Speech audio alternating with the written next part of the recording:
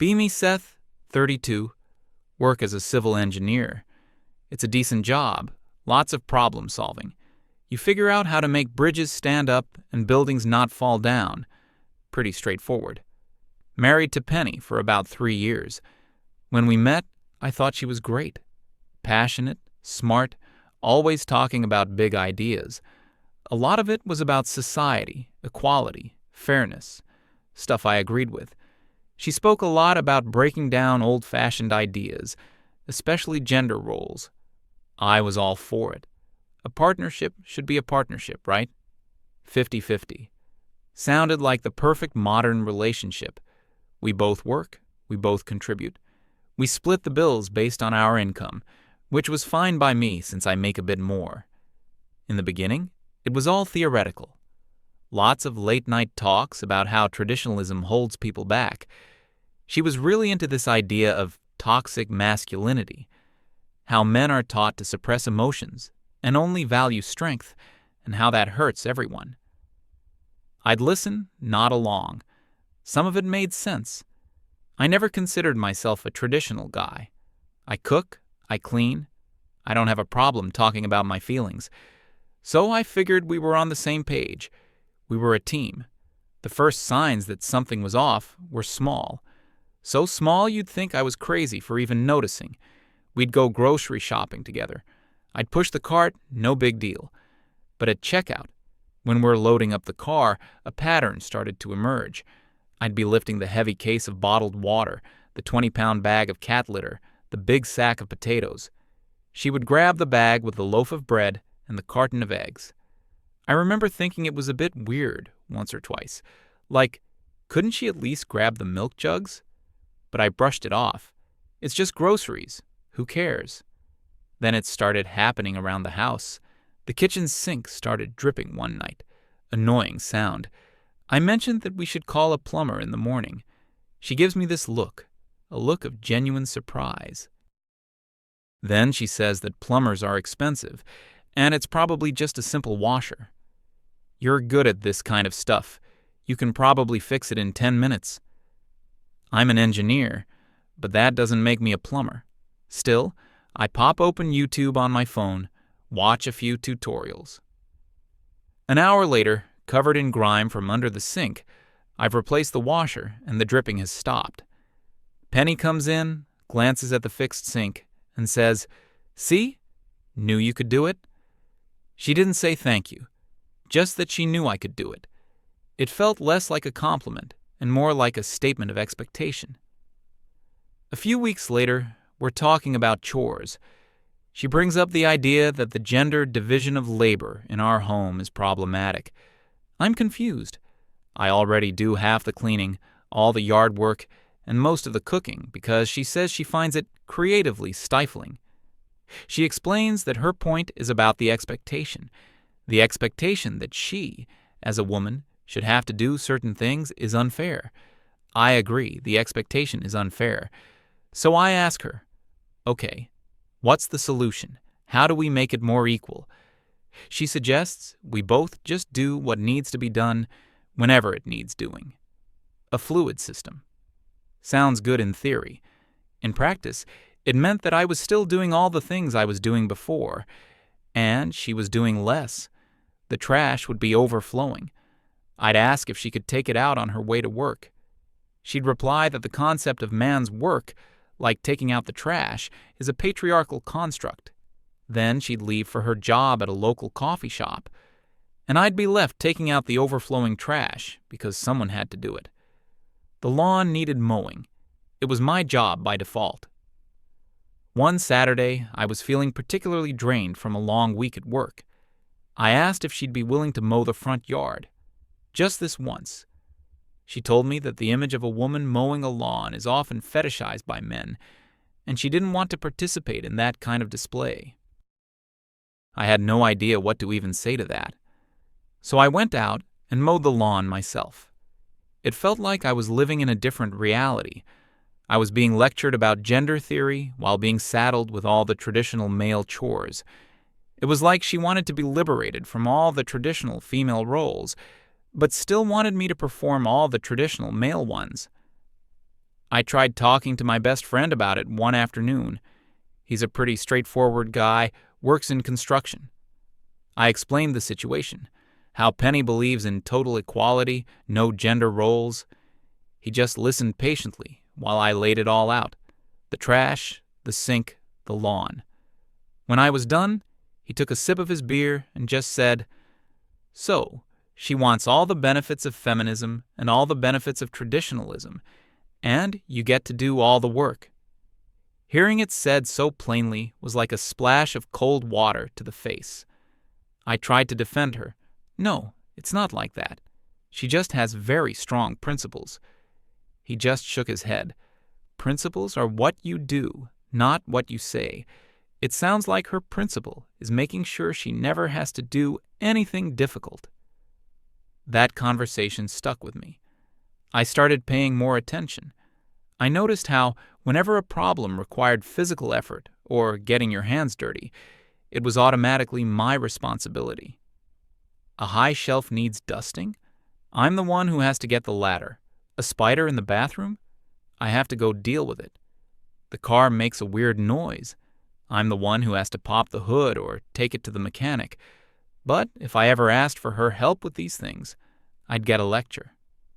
My reluctance to kill a spider is a culturally conditioned female response. We should question why you feel no empathy for it. Our obsession with perfectly clean cars is a symptom of consumerist culture. It was endless. Every excuse was wrapped in academic-sounding language that made me feel like I was the unreasonable one. The real turning point, the moment I knew things had to change, happened a few months ago. Penny had been wanting a new bookshelf for the living room, a big one, the kind that goes from floor to ceiling. We spent a weekend looking online and finally found one she loved at IKEA. It was a huge, solid wood thing, very heavy. We ordered it. I knew it would be a pain to assemble, but it would make her happy. Delivery day comes. 2 massive, incredibly long flat-pack boxes arrive. The delivery guys are only paid to drop them at the front door, not inside. So there they are, sitting on our porch. Each box must have weighed over 100 pounds. I look at the boxes, then look at Penny. She's clapping her hands excitedly. "Oh, it's here. We can spend the evening putting it together. A true team project." I nod. "Okay. Well, first, we need to get it inside." I position myself at one end of the first box, ready to lift. I say, "All right, can you grab the other end?" She takes a step back. She crosses her arms and gets this thoughtful look on her face. "You know," she says, "I've been thinking about the way we perceive labor. The idea that heavy lifting is inherently a man's job is a cornerstone of toxic masculinity." I'm just standing there, crouched over this giant box, looking at her. "It's a performance," she continues. "Men are expected to perform strength to validate their masculinity. I don't want to enable that. I think it's important for you to realize you can do this without me." I honestly couldn't believe what I was hearing. It wasn't a joke. She was completely serious. I'm just staring at her, speechless. The disconnect between her words and the reality of the situation was staggering. There are 2 100-pound boxes on the porch. They need to be moved inside. That's it. It wasn't about a performance. It was about physics.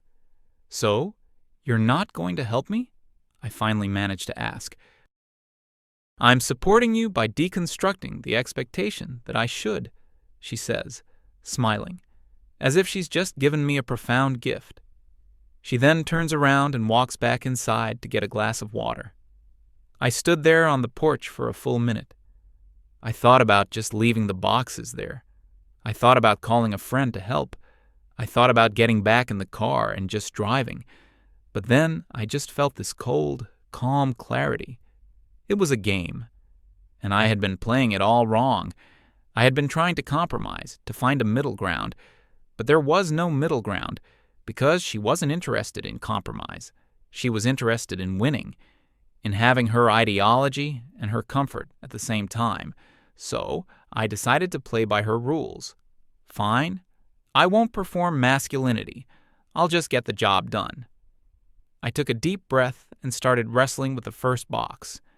It was a nightmare. I had to sort of deadlift it, then shuffle my feet awkwardly toward the door. My back was screaming. I scraped my knuckles on the doorframe. I had to put it down twice just to catch my breath. All the while, Penny is standing in the living room, watching me. She has this encouraging smile on her face, like a coach watching a toddler take their first steps. "You're doing great," she says. "See how capable you are?" I finally get the first box into the living room and drop it with a loud thud. I'm sweating, breathing heavily. I don't even look at her. I just turn around and go back for the second one. The second one is even heavier. Halfway through the door, my grip slips. The corner of the box slams onto the floor, taking a chunk out of the hardwood. I let out a curse under my breath. Penny winces. "Oops, maybe be more careful." I finally get the second box inside and collapse onto the sofa. My whole body is aching. Penny walks over to the boxes, inspecting them. She looks at me, still breathing hard on the couch, and then she delivers the final line. "See?" she says, with a triumphant little smile. "You didn't need my help after all that fuss for nothing." That was it. That was the moment everything changed for me. I didn't say anything. I didn't argue. There was no point. I just got up, walked past her, went into the garage, and closed the door. I stood there in the silence, surrounded by my tools, the lawnmower, the toolbox, all the things I was solely responsible for, and I realized my friend was right. She wasn't my partner. I was her handyman, her live-in general contractor, who she also happened to be married to. My masculinity was toxic and problematic right up until the moment a heavy box needed to be moved or a pipe needed to be fixed. Then, it was just an unspoken expectation. Fine.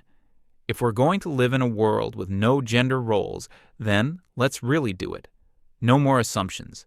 No more expectations. Starting from that moment, I was done.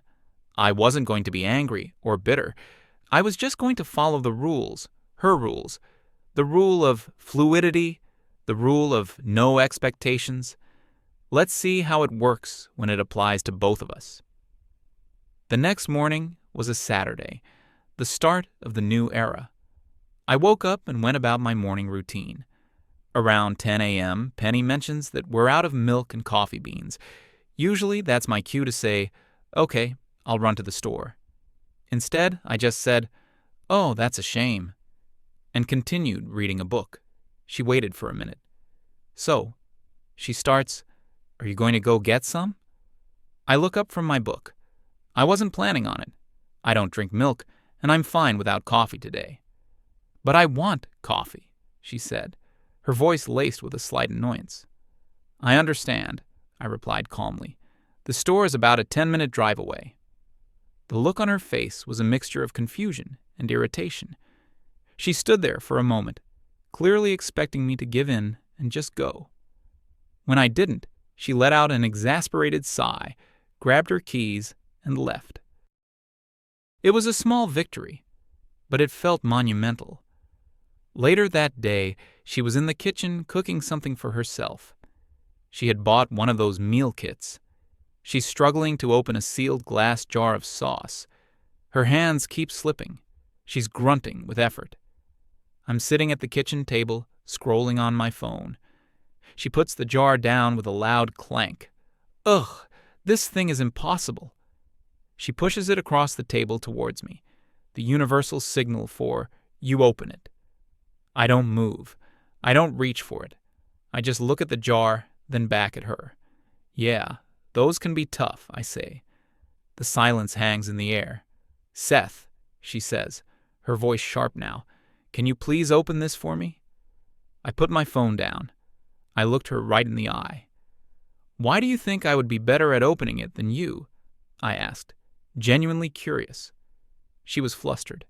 "Because you're stronger, obviously." "Ah," I said, nodding slowly.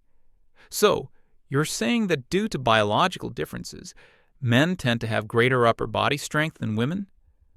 I was using her language against her, and she knew it. Her face turned red. Don't be ridiculous. Just open the jar.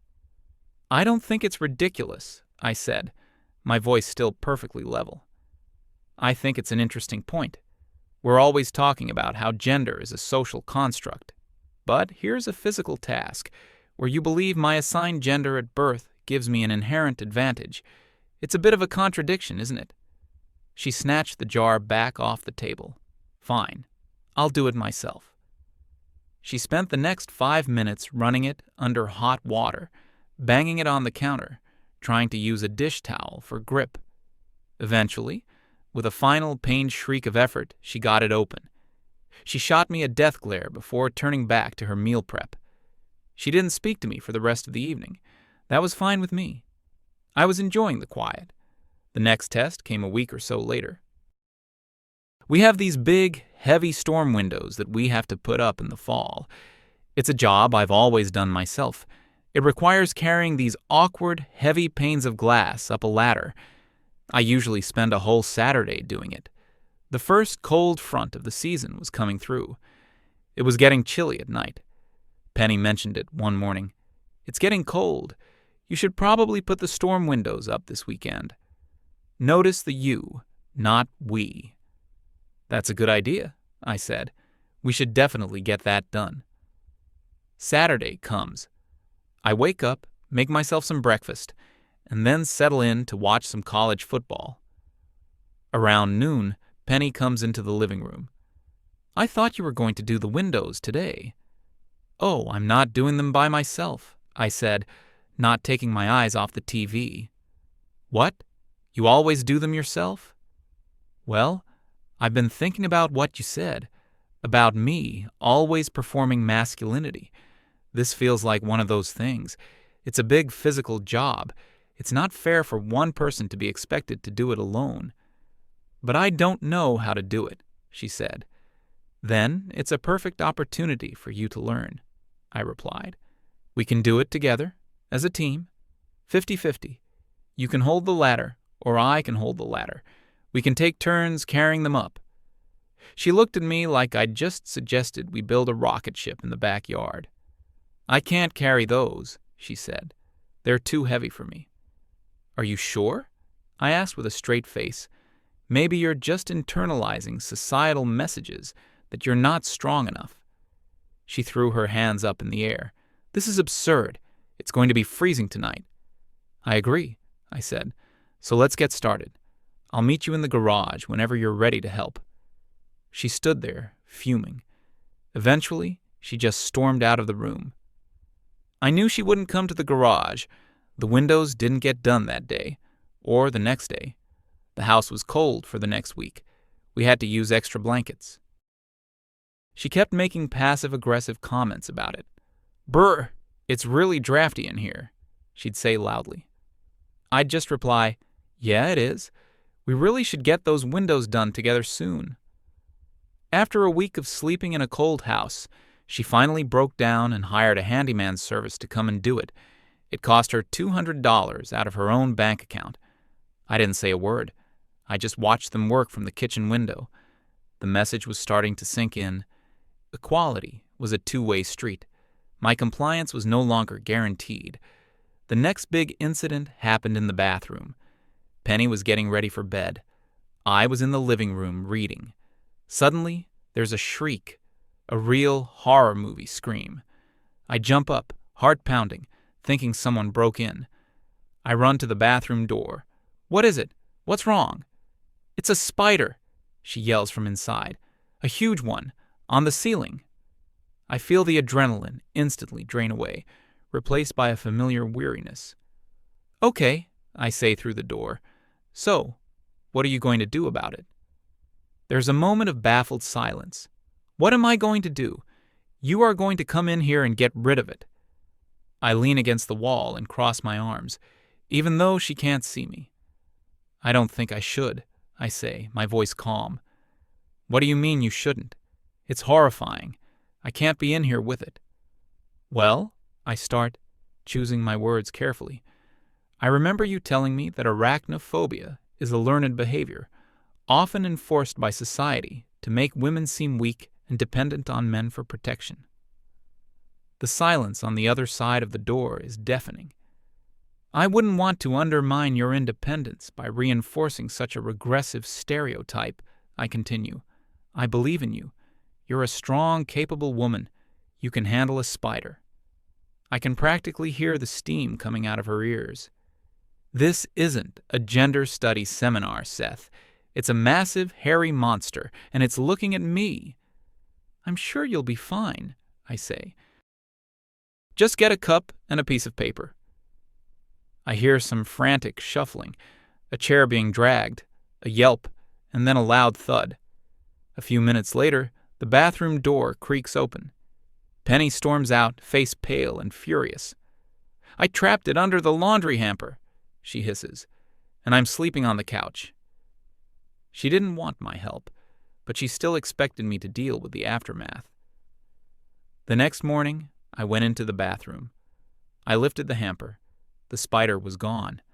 It had probably just walked away during the night. I didn't say a word about it. I just put the hamper back.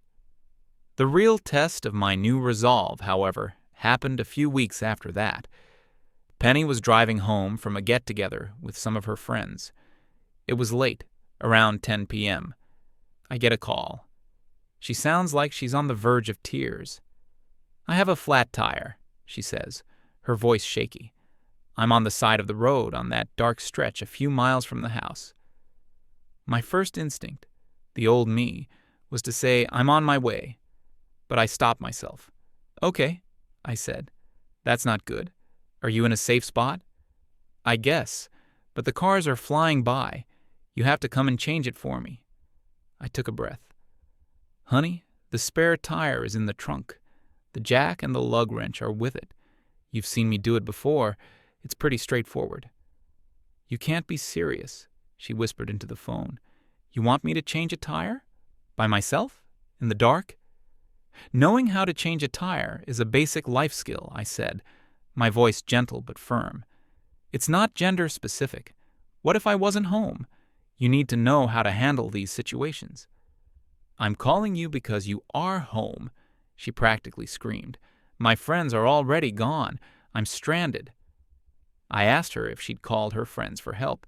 She admitted that she had. One of them told her to channel her inner strength. The other one suggested she should call a rideshare and abandon the car. Neither offered to actually come and help.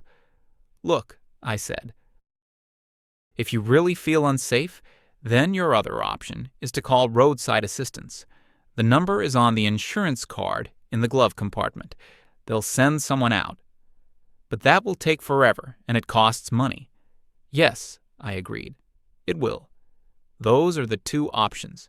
Try to do it yourself or call a professional. I'm not coming. The silence was so long, I thought she'd hung up. Finally, I heard a choked sob, and then the line went dead. An hour and a half later, I heard the front door open. She came in looking exhausted and miserable. She'd called for a tow truck. It had taken them over an hour to show up. She dropped her keys on the counter and glared at me. I hope you're happy, she said, her voice dripping with venom. I'm not happy that you had a bad experience, I replied honestly, but I'm happy that you were able to solve your own problem. She looked like she wanted to hit me. Instead, she just went into the bedroom and slammed the door. We were barely speaking at this point. The house was thick with tension. I was just going to work, coming home and doing my own thing. I made my own meals, cleaned up after myself. I was living like a roommate. I felt like I was holding my breath, just waiting for the whole thing to either collapse or explode. The explosion came on a Saturday. I had made plans to go help my friend move a new engine for a project car he was working on. It was an all-day thing. I told Penny about it a week in advance. She just shrugged. Whatever. So that Saturday morning, I got up and left around 8 a.m. It was a good day. Just me and my buddy, working with our hands, talking about nothing important. No theory, no ideology, just bolts and wrenches. It was a relief. Around 3 p.m., my phone rings. It's Penny. I almost let it go to voicemail, but I figured I should answer. Hello? I'm met with pure, unfiltered panic. Seth, you have to come home. Now! She's screaming. What? What's wrong? Are you okay? It's the kitchen. The pipe under the sink. It burst. There's water everywhere. I could hear a roaring sound in the background, like a waterfall. My engineering brain immediately kicks in. Okay, calm down, I say. You need to shut off the main water valve. Do you know where it is? No, I have no idea. I've never had to look for it. It's in the basement, I tell her. On the wall where the water line comes into the house. It's a big round handle. You need to turn it clockwise until it stops. The basement is dark and scary and full of spiders, she cried. I can't go down there alone. Penny, you have to, I insisted. Every minute you wait, the damage gets worse. Just use your phone flashlight. I hear her sobbing. I can't. I tried to turn a handle I found, but it won't budge. I'm not strong enough. The water is almost to the living room. She was completely falling apart. And in that moment, I knew I had all the power. I could just drive home and be the hero. Fix everything. And things would probably go right back to the way they were. But I couldn't do that. It was too late for that. This had to mean something. Okay, Penny, I said, my voice very quiet. I will come home. I'll leave right now. But first, you need to say something. What? She shrieked over the sound of the flooding. What are you talking about? I need you to say it, I repeated. I need you to tell me why you need me to come home. Because my kitchen is flooding. No, I said, that's not the reason. I need you to say the real reason. There was a long pause, filled only with her panicked sobs and the sound of gushing water. Please, Seth, she begged, just come home. Say it, Penny. I could hear her take a ragged breath. Her voice was just a broken whisper. I need you to come home, she stammered, because you're stronger than me, and you know how to fix things like this.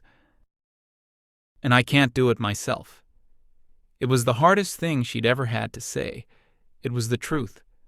Okay, I said, I'm on my way. I hung up, told my friend I had an emergency, and drove home, sticking to the speed limit. The scene when I arrived was even worse than I imagined. Water was seeping out from under the front door. I opened it to find at least an inch of water, covering the entire first floor. Penny was standing on a kitchen chair, crying hysterically. I didn't say a word to her. I walked past her, my shoes splashing through the water, and went straight to the basement door. I went down the stairs, found the main valve in about 5 seconds. It was old and stiff, just as she'd said. I grabbed it with both hands, planted my feet, and put my entire body weight into turning it. For a second, it didn't move. Then, with a loud groan of protesting metal, it began to turn. I twisted it all the way until it was tight. And then, silence. The sound of the rushing water upstairs stopped. I came back up from the basement, soaking wet from the knees down. I looked at the absolute disaster that was our home. The ruined floors, the waterlogged cabinets. I looked at Penny, still perched on the chair, her face a mess of tears and mascara. And just then, as if the situation needed a final, perfect punchline, the doorbell rang. I waded through the water to the door and opened it. It was her father. She must have called him in her panic, too. He's a very old-school guy, a retired mechanic. He stared past me, his eyes wide at the indoor swimming pool that was our living room. He saw Penny on the chair. He looked back at me, soaking wet and looking like I'd just wrestled an alligator. He shook his head, a grim little smile on his face, and clapped me on the shoulder. Well, he said, his voice booming in the quiet house. Good thing the man of the house was here to fix it. I watched Penny's face crumble. That one sentence from her own father in front of me, after everything that had happened, it was the final blow. The rest of that day and all of the next was a blur of wet vacs, mops, and calling insurance companies. We didn't talk. We just worked. That night, after we'd done all we could, we were sitting in the damp, quiet living room. It was time to talk. I went first. I told her everything. How I'd felt for the past year. How I felt like I wasn't her partner, but her employee. A tool to be used whenever it was convenient.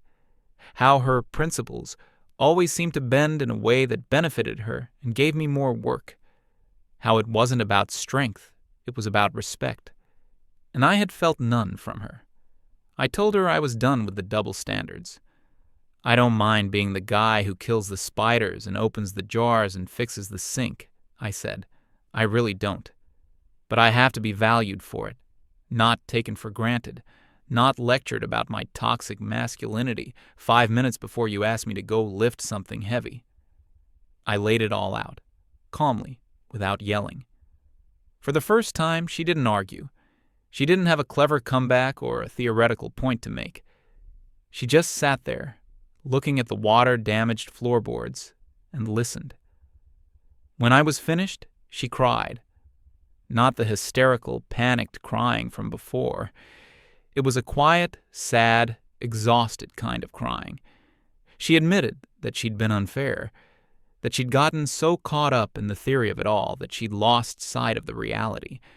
She'd been so focused on what she thought she was entitled to escape from that she never considered what she was demanding of me.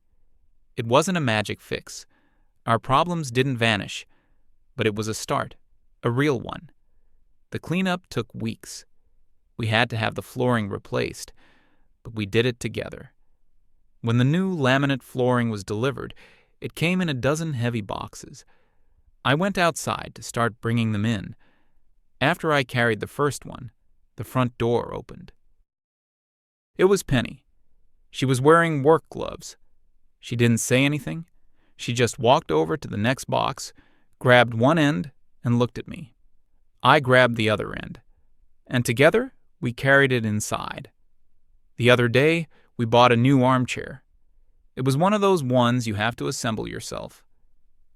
After we got it into the living room, she opened the instructions. She looked them over for a minute, then looked at me. "All right," she said.